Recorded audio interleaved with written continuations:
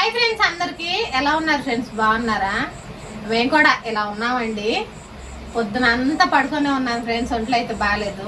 ఇదిగోండి, మీరు గమనిస్తే సాయి దవడ పన్ను బీకించుకున్న కాడ గట్టిగా వచ్చాడండి. మళ్ళీ వాపు వచ్చేసింది చూడండి. ఇటు సైడ్ మొహం బాగుంది, ఇటు సైడ్ షేప్ అవుట్ అయ్యింది. పన్ను బీకించుకొని 2 రోజులు కాలేదు ఫ్రెండ్స్. మళ్ళీ పాపం మా ఆయనకి కాలు బాగాలేదండి. ఒకటి పోతే ఒకటి సమస్యలు. పిల్లలకు బాగలేదు, మాకు బాగలేదు. ఒకదాని ఒకటి వస్తానే ఉన్నాయి ఫ్రెండ్స్.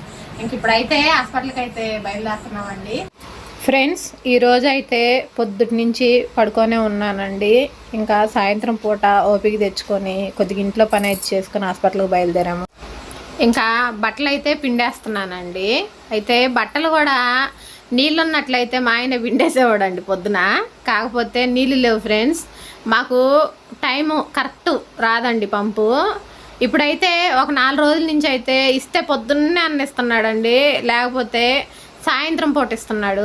ఈరోజు అయితే సాయంత్రం 5:30, 6 ఆ మధ్యలో అయితే ఇప్పాడండి పంపు.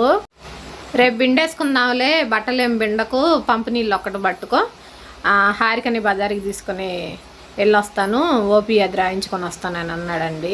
ఓపీ ఎందుకు అనుకుంటున్నారా? మా ఆయనకి కొంచెం కాలు బాగలేదండి. ఒక కాలు అంతా కొద్దిసేపు స్పర్శ అనేది తెలియట్లేదు అనమాట. అదే కాలుకి ఈరోజు కమ్మగోడు గుచ్చుకుందండి పాపం. ఆ నొప్పి ఎక్కువైంది. మళ్ళా అంత తిమ్మిరి వచ్చినట్లు కాసేపు కాలు అసలు నడవనీయట్లేదండి. ఇంకా అట్లా అవుతా ఉంది. ఎందుకులే అనేసి ఒకసారి చూయించుకుంటే బెటర్ కదా అని అయితే ఓపీ రాయించుకొని వస్తాను, ఆ బట్టలు ఏం బెండకలే, నీళ్ళు పట్టుకని చెప్పాడు. కానీ ఇంకా ఇప్పటికే చూడండి ఫ్రెండ్స్ బట్టలు ఎన్నైనాయో. ఇంక మళ్ళీ రేపైతే ఇవి అవి కలిపితే చాలా బట్టలు అయితే అవుతాయండి. అదే కాక వర్షాలు పడుతున్నాయి, బయట బట్టలు ఆడటం కష్టం ఫ్రెండ్స్. ఇప్పుడు విండేస్తే లోపల ఫ్యాన్ గాలికైనా వేస్తానండి, ఎందుకంటే తాళ్ళు కట్టాడు కదా. ఫ్యాన్ గాలికి వేసేసామనుకోండి గట్టిగా విండి తెల్లరి లేకైనా సగమైన ఆరిపోతాయి కదా. ఇంకా మంచినీళ్ళు కూడా పడుతున్నానండి. మంచినీళ్ళకైతే మినరల్ వాటర్ తాగుతాము. ఇంకా బియ్యం అవి గడగటానికి మాత్రం ఈ నీళ్ళు పడతానండి. ఒక బిందెకను ఒక క్యాన్కి పట్టి పెట్టుకుంటే బియ్యం గడగడానికి, కూరగాయలు గడగటానికి అట్లా దేనికో దానికి యూజ్ అవుతాయి. అందుకనేసి ఇంకా బట్టలు అయితే ఉతకడం అయిపోయింది, ఒక పక్కకు పెట్టేసి సన్నబడిపోయిందండి పంపు. ఇంకా ఆగిపోయిద్దేమో అనేసి ముందైతే మంచినీళ్ళు అయితే పడతా ఉన్నాను. ఇంకా ఆ బ్లూ కలరు డబ్బా నిండా అయితే నీళ్ళు బట్టి పెట్టేశాను బట్టలు పిండటానికి. ఇంకా మంచినీళ్ళు కూడా పట్టానండి. ఒకసారి అయితే నీళ్ళల్లో తీసేసాను బట్టలు, ఇంకా రెండోసారి అయితే కొంచెం కంఫర్ట్ వేసాను. ఇంక ఈ వర్షాకాలంలో కంఫర్ట్ కానీ డెటాల్ కానీ వేసి బట్టలు పిండుకుంటే కొంచెం ఆరకుండా ఉంటాయి కదండి. ఎట్లయినా ఎండాకాలం ఎండినంత ఇదిగా బట్టలు వర్షాకాలం ఎండవు. ఇంకా వేసుకుంటే ఏంటంటే కొంచెం స్మెల్ అనేవి బాగుంటాయి. ఖచ్చితంగా కంఫర్ట్ అయితే వేస్తానండి. ఇంకా డెటాయిల్ కూడా వేస్తాను అప్పుడప్పుడు. ఇల్లు తుడిచేటప్పుడు కూడా లైజాలు, డెటాలు ఇలా వేసుకొని ఇల్లు తుడుచుకుంటే కొంచెం బాగుంటుందండి, ఈగలు అవి వాలకుండా. ఇంకా నేనైతే లైజాలు వేసి తుడుస్తూ ఉన్నాను ఇప్పుడైతే ఇల్లు కూడా. ఇంకా బట్టలు అయితే పిండుకుంటూ ఉన్నానండి. ఇంకా మా ఆయన ఒంట్లో బాగలేకపోతే ఎందుకులే అని అంటాడు, కానీ ఓపిక ఉన్నప్పుడు మాత్రం ఖాళీగా ఉండనండి, ఏదో ఒకటి చేయాల్సిందే. ఇంకా ఓపిక లేనప్పుడు మాత్రం ఇంకా అడ్డం పడిపోతానండి. అంటే అంత సామాన్యంగా హెల్త్ బాగలేకుండా ఉండదు, కానీ ఈ మధ్యకాలంలో ఎందుకో తెలియదు ఫ్రెండ్స్, అస్సలు ఒంట్లో బాగుంటలేదండి. మిషన్ కూడా నేను కుట్టలేకపోతున్నాను. ఇంతకుముందు రోజుకు 10 బ్లౌజులు అంటే లెక్క లేకుండా కుట్టేదాన్ని. అంటే బాగా అర్జెంట్ ఉన్నప్పుడు కావాలి అని అడుగుతారు కదా, అది పెళ్ళికి రాకే కావచ్చు, ఫంక్షన్యే కావచ్చు, దేనికైనా ఇయ్యనియండి.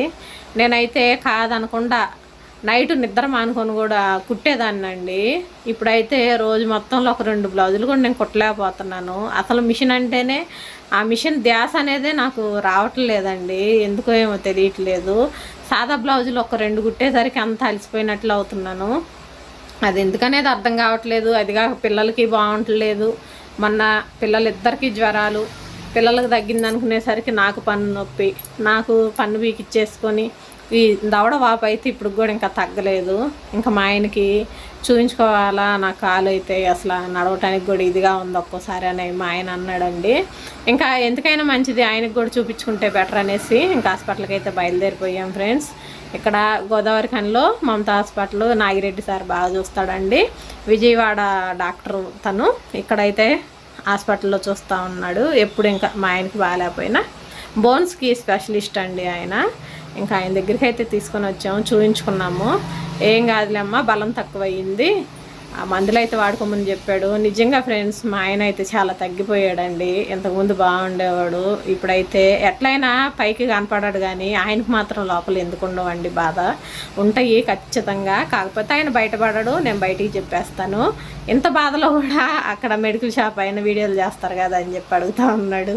కొంచెం నవ్వు అయితే వచ్చిందండి, ఎందుకంటే గుర్తుపట్టారు కదా, అట్లా కొంచెం హ్యాపీగా అనిపించింది. ఈలోపు సాయి ఫోన్ చేశాడండి, అమ్మ ఎప్పుడు వస్తావని.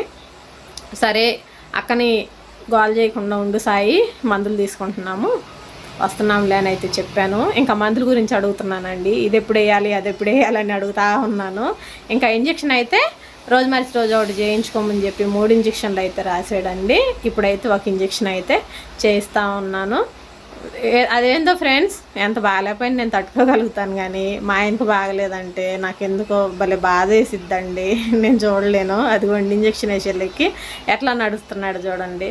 బయటకు వచ్చేళ్ళకి ఫుల్ వర్షము, నేనైతే ఇక్కడ టెన్షన్ పడుతున్నా అండి, ఎందుకంటే ఇంత వర్షం పడుతుంది, ఉరుములు వస్తున్నాయి, పిల్లలు ఇంటికాడ ఎట్లున్నారేమో, కరెంట్ పోయింది అనుకోండి భయపడతారు కదా, ఇద్దరే ఉన్నారు కదా ఇంట్లో, అట్లా ఆలోచించుకుంటా వర్షమైనా మంచిదే, ఇంకా వెళ్ళిపోదాం పదా తడుచుకుంటా అయినా ఏం కాదని చెప్పేసి ఇంక అక్కడి నుంచి అయితే బయలుదేరామండి. ఓకే ఫ్రెండ్స్, వీడియో నచ్చితే తప్పకుండా లైక్ చేయండి, షేర్ చేయండి.